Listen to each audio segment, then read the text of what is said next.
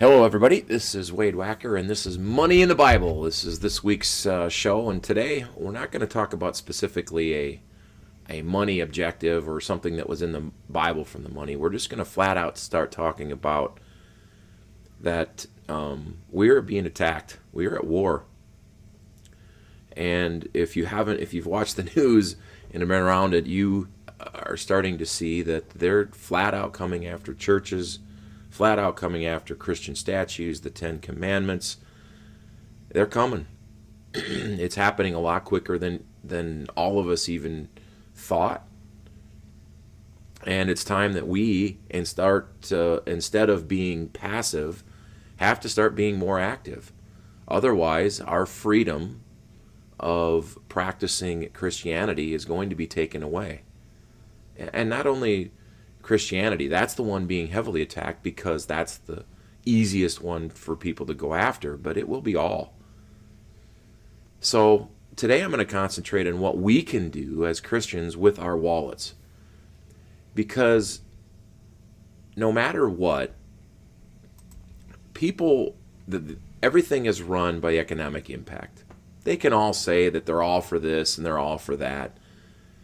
But ultimately, economics, especially with these corporations, are run by the almighty dollar. Again, they can make all these claims that they're going to be this and they're going to be that and they're for this and they're for that. But if their sales go down, they will change their perspective. If their profit and loss goes down, they will change their perspective. Okay? Again, they'll throw smoke, but things will change. Dollars control everything. Everyone will ultimately form their opinion based on the financial position they're in. That is the true for individuals, and that is true for corporations. We have to understand that and start being active in those arenas to affect change. Perfect example is the situation with the closing and the remaining open with this pandemic, the coronavirus. Okay, it was very simple when you started looking at the nature of who wanted what. If you were financially affected, a la businesses that were shut down, a la employees that were laid off, okay, that didn't receive the great benefits. But if you were financially affected, you obviously wanted to have it remain open. Okay, or when they did start to open, to be more free in their opening. If you did not get financially affected, you wanted to remain closed. It was overwhelming. It was like 95% in those two categories remained constant with that opinion. Again, what controlled it? This. If your income and your livelihood was at risk, you obviously wanted to have it open. If it wasn't, a la government employee, teacher, etc., or those who remained on the job, of course they wanted it closed. They were not financially affected. Again, everybody can look and go, oh, no, I was worried about, no. It came down to the almighty dollar. So, with that being said, we as Christians have to start demanding action via our wallets. We have to be very, very, very clear on how we spend our dollars. If you are not going to support the fact that we can pray, the fact that we can have our 10 Commandments on public systems, that we can pray at football games, that we can kneel in a public place for prayer, then you know what? We start spending our dollars for the people that will support that.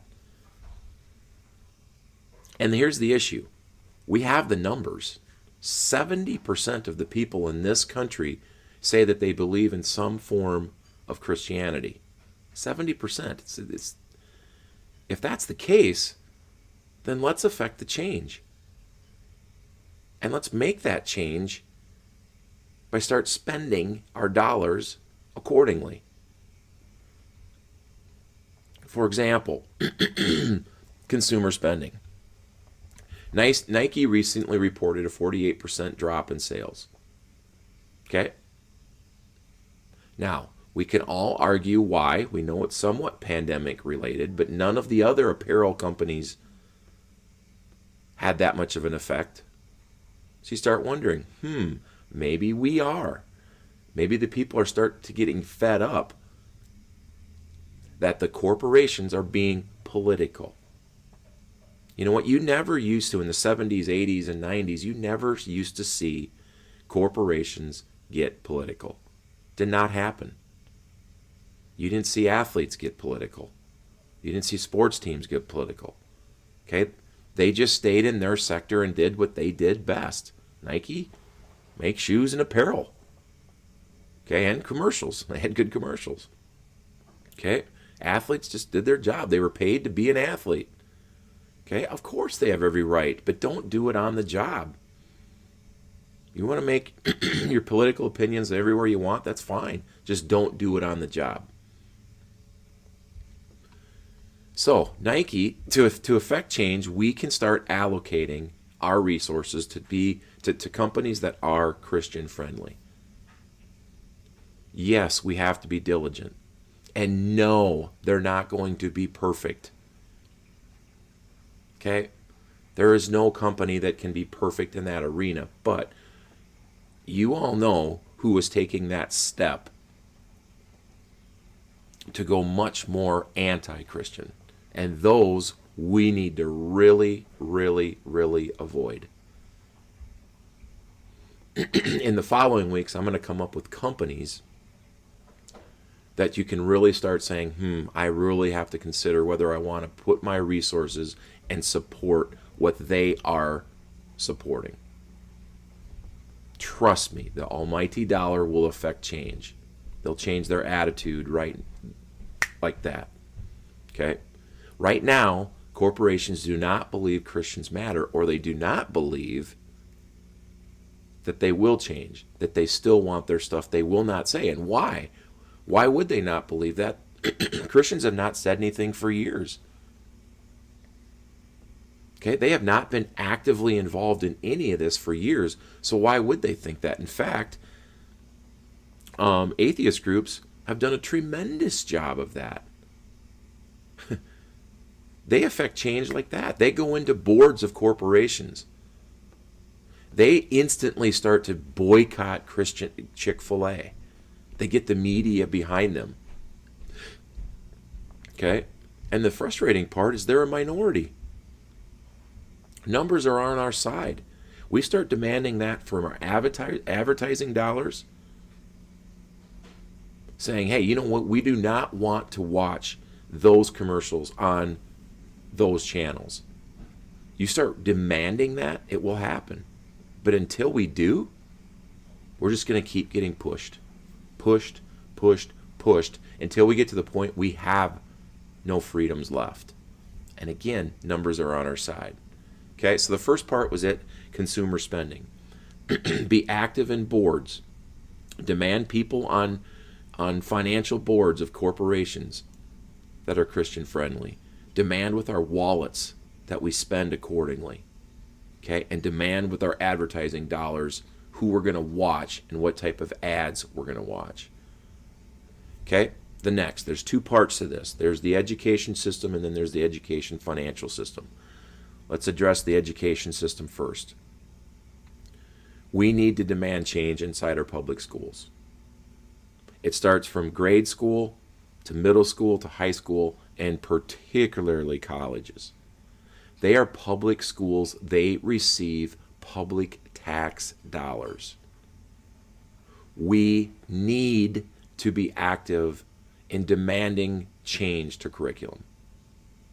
We need to go to school boards. We need to be involved in negotiations. We need to start demanding change, not asking, demanding it. For example, we have to demand that creation is taught.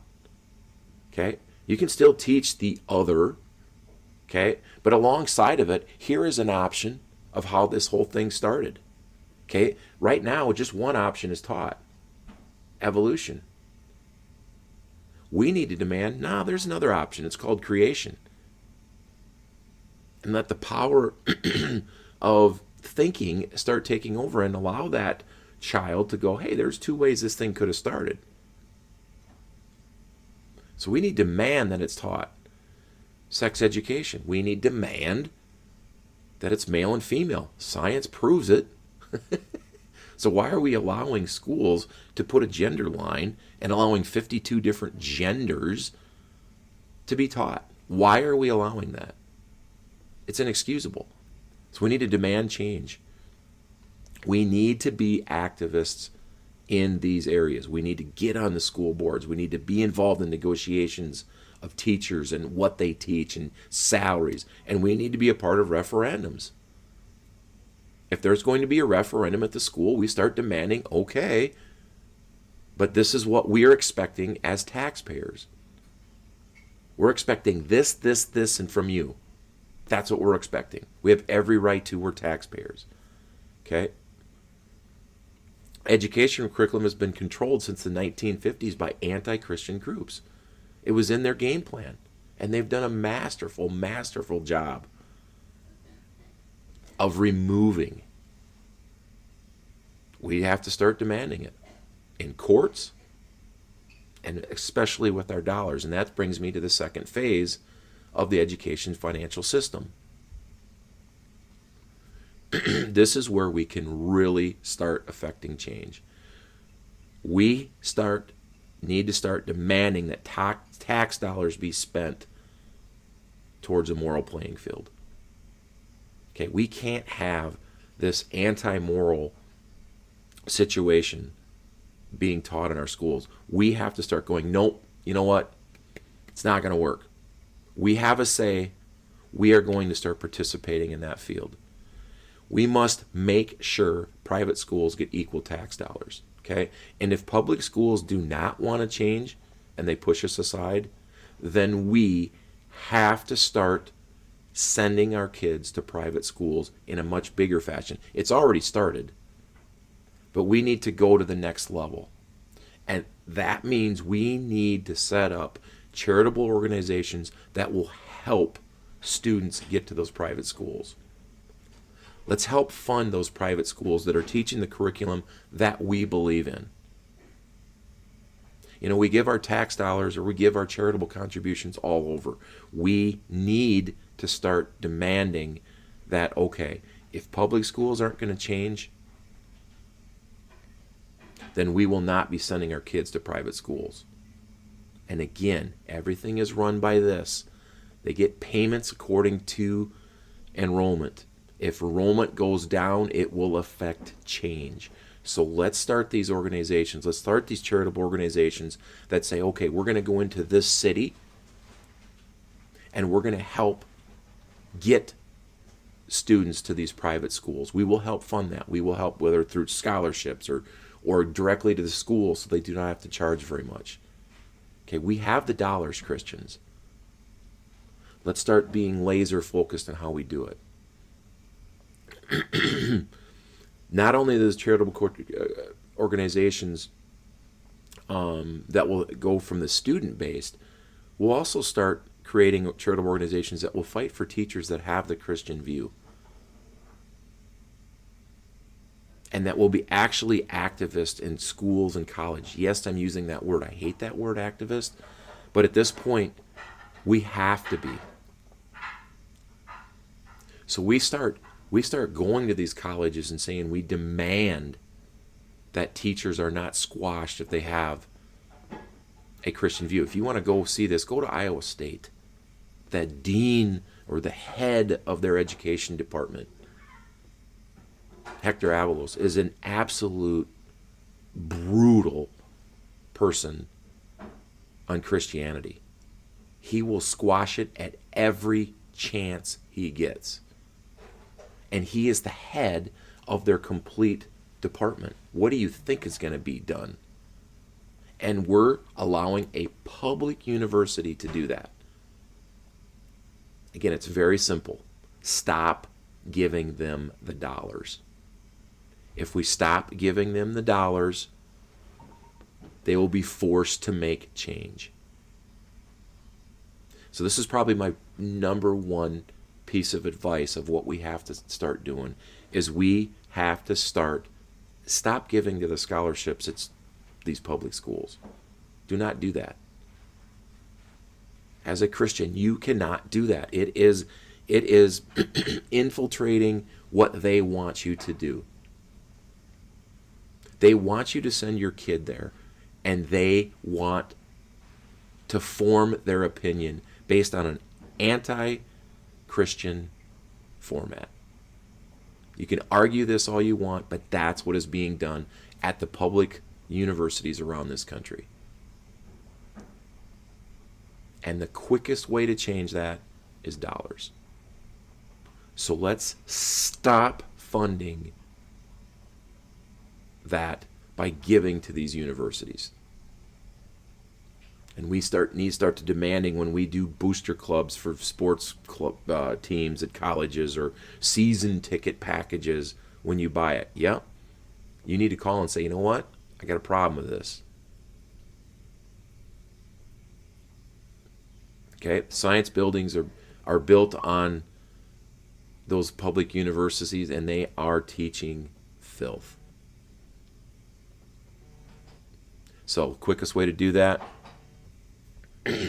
is the economic impact. So basically today what I'm trying to explain to you is that we need to start being active. We have to start taking initiatives, especially in those three areas: consumer spending, the education system in itself, the curriculum, okay, especially when you go to tax dollars being paid, be a part of referendums, be a part of teacher negotiations.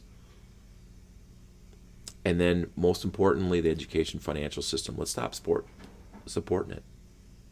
Okay, let's stop giving to those universities in any fashion and start demanding that they open up the curriculum to Christian views in the public campus. Otherwise, we need to start sending our kids to these private universities, and then we need to start helping it so it becomes affordable for the masses. All right, that's the talk today. Appreciate you watching. Appreciate you being a part of Reasons for Hope. Stay bold.